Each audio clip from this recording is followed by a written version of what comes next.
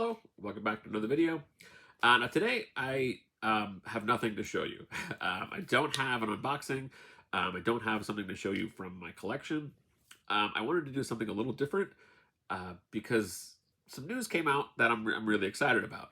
Now, of course, you know my love of the '90s Death and Return of Superman, but that also extends to you've seen I've talked about even after that later in like late '90s the electric blue Superman, but that whole era of Superman comics is a love of mine.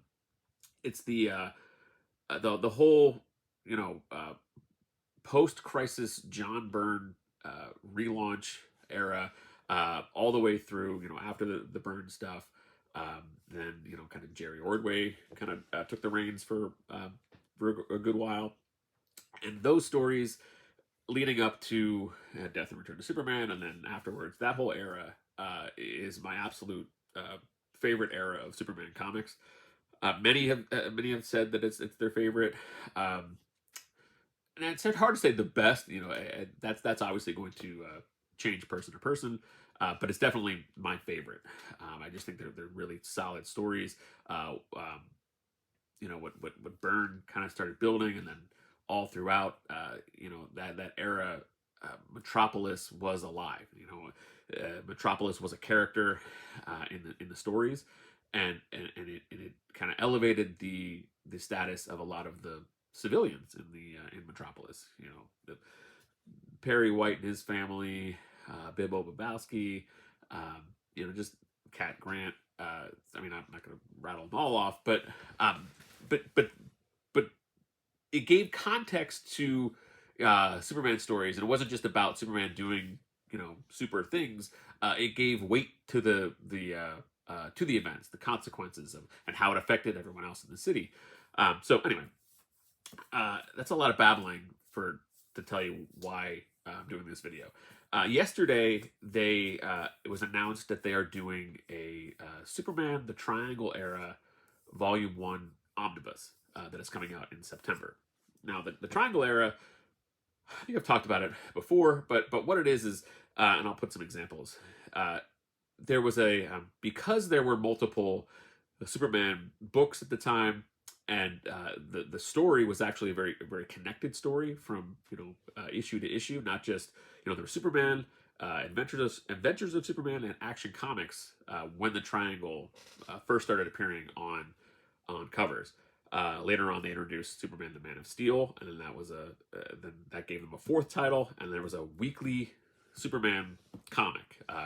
And the story would continue from like Superman, and at that issue it would continue into say an issue of Action Comics, and then Adventures of Superman, or it would just kind of keep going. The stories were connected. They were connected through multiple titles. The Triangle was there to represent what the reading order would be, so you could kind of, without going to the last page, to say, okay, to be continued in whatever. It would have the triangle that says the year and then the number, so you knew that, okay, so if this was 1992 2, you knew to look for the triangle on the next issue that had 1992 3. So you knew what the order to read them was easily, like an easy reference point, just by looking at the cover. They all had their own kind of like subplots that they would kind of touch on, but there was usually one main story running through all of them. Now, I am also one of the admins for a Facebook group called Superman: The Triangle Era. A buddy of mine, Matt McAllister, had started that a couple years ago now, as a way to celebrate this era of comics that we love.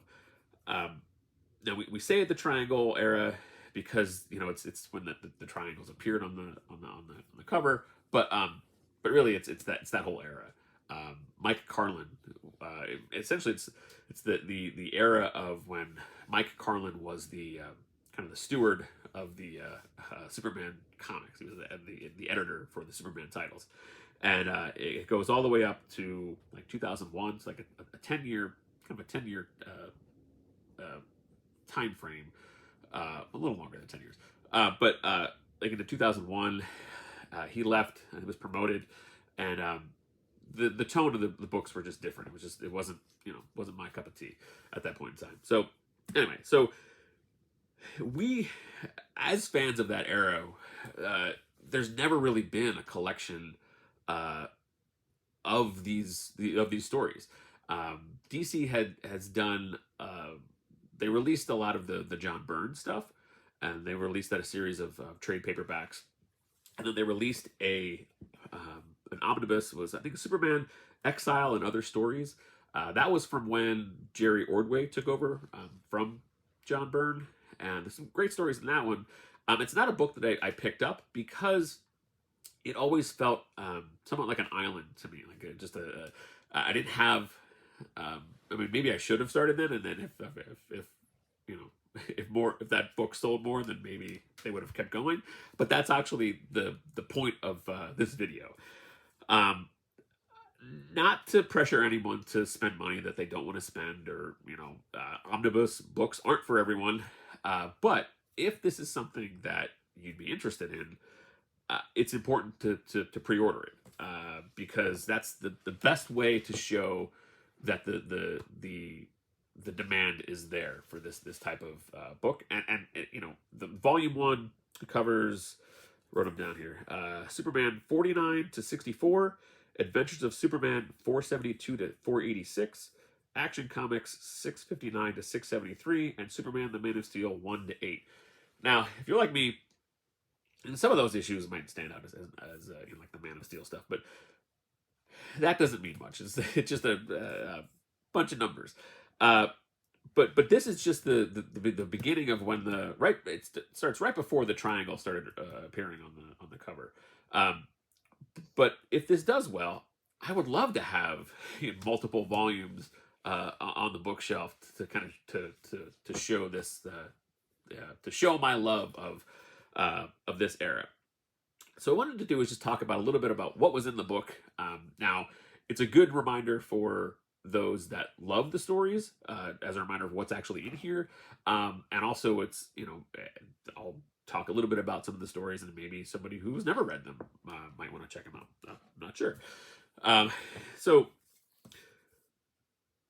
I have a couple notes here of what was in the book and what was in those issues, what stories. And what it kicks off with is right before the storyline before the triangles actually appeared on the cover was the Crisis of the Crimson Kryptonite. And in summary, that's just a story. It's a good story about Superman, a powerless Superman, and at its core, it's a good Lex Superman story, Lex versus Superman story, and it sets up, spoiler alert. At one point in time, if you're familiar with the '90s, there was the character of Lex Luthor 2, Lex Luthor's son, who showed up on the scene after the death of Lex Luthor. And what Crisis of the Crimson Kryptonite does is it kind of sets up Lex's death. So that's a solid story. It's a great starting point because it gives you the thread.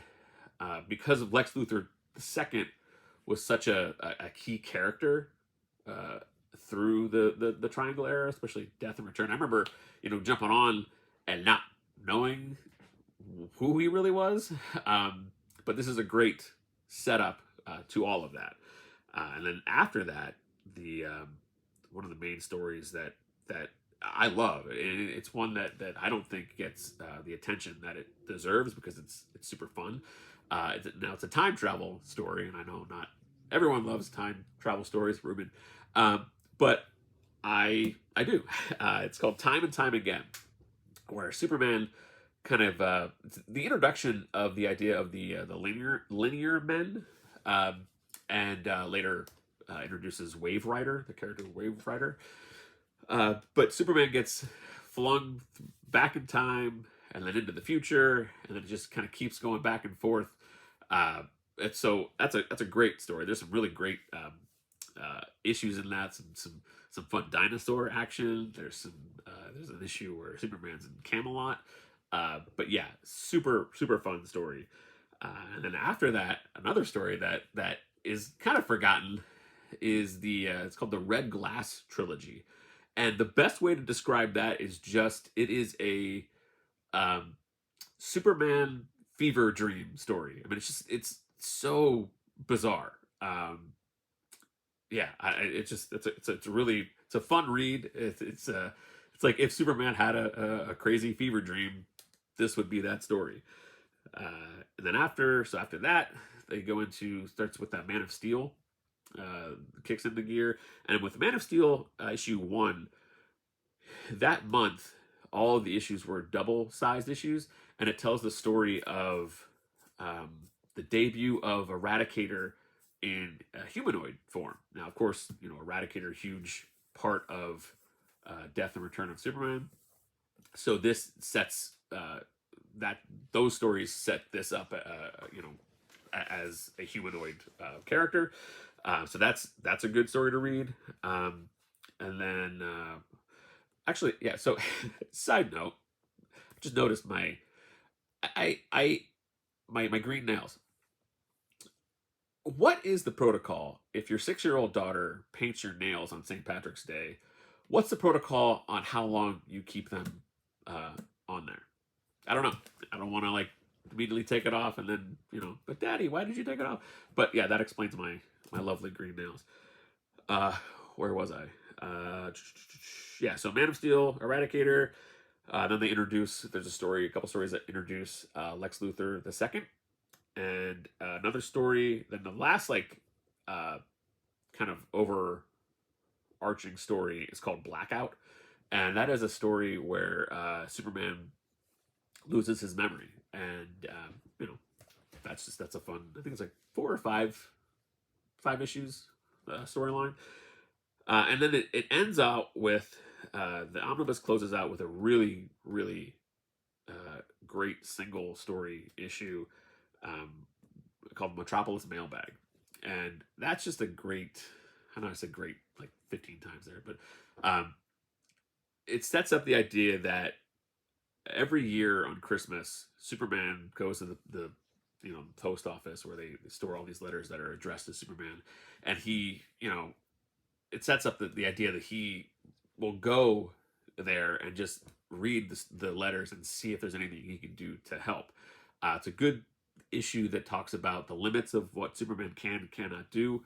That he can't do everything. He can't save everyone. He can't. He's not. He's not God, but he can do what he can do, and then it's a wonderful story.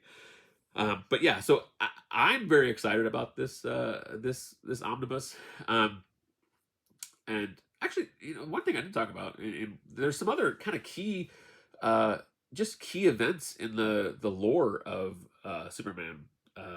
During that time, I think it's at the end of Crisis on the Crimson Kryptonite, where Clark and Lois get engaged, and so that's a big event. And then also, as a part of that, you get the issue where Superman reveals his identity to Lois. So there's some really wonderful key Superman lore stories within this omnibus, and I'm excited to pick it up. I want to talk about actually pre-ordering it. Now there's multiple places to pre-order it. I'm not going to say where anyone, if they are interested, where they should or should not get it. But there's like benefits to some places over others. There's some places like I've ordered from cheapgraphicnovels.com. They're good. If you want to pre-order something, they usually are like 40% off cover price. You can pre-order it. So the price is lower, but the downside is you pay upfront.